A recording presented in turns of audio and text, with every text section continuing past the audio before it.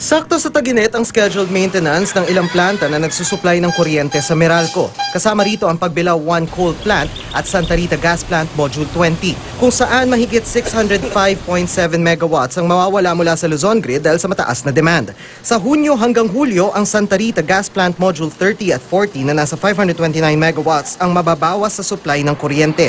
Gayunman, sabi ng Meralco, walang mararanasang brownout. So far, wala naman po tayong problema in so far as the power supply situation is concerned. The past week, we are happy to report that we are on white alert status. Ibig sabihin ba, merong sapat na supply ng kuryente at sapat na reserba sa ating power system. Sabi ng Meralco, nasa 2,485 megawatts ang kanilang reserbang kuryente sa ngayon. Magkakaroon lang daw ng problema o malalagay sa yellow alert kung ang reserba ay mas mababa sa 647 megawatts. Siniguro ng Meralco, hindi maapektuhan ng eleksyon sa May 13. Ang hindi lang nila masiguro ang posibilidad ng forced shutdown o bigla ang pagkasira ng planta.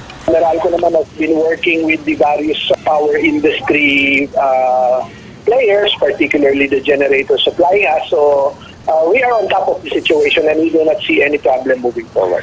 Danating ko, Nakatutok, 24 oras.